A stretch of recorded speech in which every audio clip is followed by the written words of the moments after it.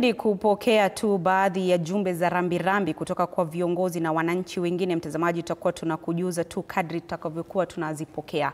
Lakini kwa sasa tuzidi kukutaarifu nanyi siku ya majonzi sio tu kwa taifa la Kenya bali kwa bara la Afrika kufuatia kifo cha waziri mkuu wa zamani Raila Amolo Odinga. Viongozi wa kitaifa na kimataifa wanaendelea kutuma jumbe za rambirambi wakimkumbuka kama shujaa wa demokrasia, mtetezi wa umoja na haki. Rais mstaafu Uhuru Kenyatta ameonyesha masikitiko yake akimrejelea Raila kama rafiki wa karibu, huku Umoja wa Afrika ukimtaja kuwa kiongozi aliyeamini katika mshikamano wa bara hili. Mwandishi wetu Muthoni Brenda ameangazia jumbe hizi na hisia kutoka kwa viongozi mbalimbali. Tangazo la kifo chake Raila Odinga limeibua hisia mseto kutoka kwa viongozi wa ndani ya nchi na wale wa kimataifa, kila mmoja akielezea kwa namna yake jinsi Raila alivyogusa maisha yao na ya mamilioni ya Wakenya na Waafrika. Katika jumbe zao, wengi wanamkumbuka kama mzalendo, mpenda haki na sauti ya wanyonge. Hebu tuziangazie baadhi ya jumbe hizo kutoka kwa viongozi mbalimbali waliotuma jumbe zao za rambirambi.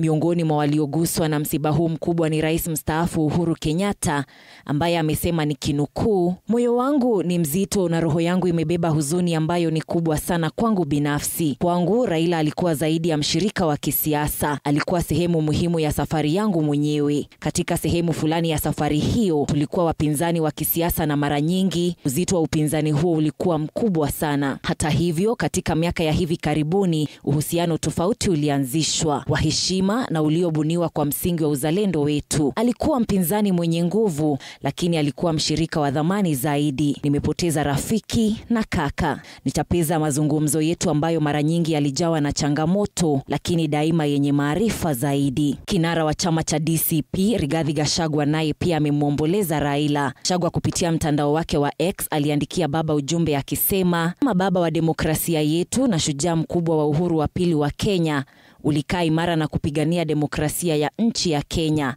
Hata kama hatujawahi kuwa upande mmoja wa kisiasa, nimekuwa na heshima kubwa kwa Raila Odinga kwa ustadi wake wa kuanzisha na kuendeleza chama cha siasa imara.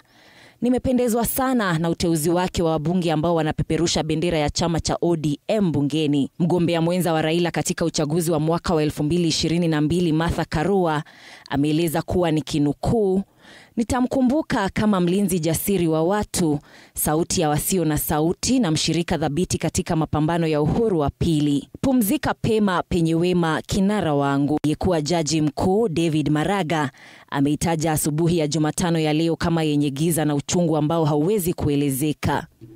Tukivuka hadi kwa viongozi wa kimataifa, Umoja wa Afrika ambapo baba aliwania wenyekiti wa tume hii ulituma rambirambi zao kupitia mwenyekiti wa tume hiyo Mohamed Ali Yusuf. Amesema kuwa Afrika imepoteza mmoja wa wanawe wenye maono makubwa, kiongozi aliyejitolea maisha yake katika kutafuta haki, demokrasia na umoja.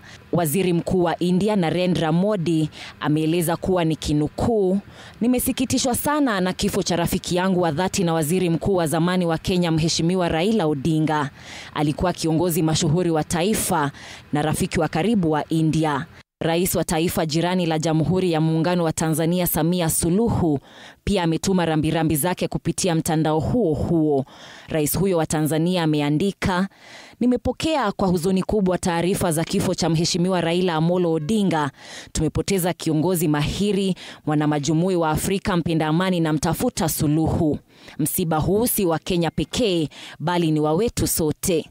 Moja, kwamba Raila alikuwa nguzo ya matumaini." Muthoni Brenda, Runinga ya TV 47, Nairobi.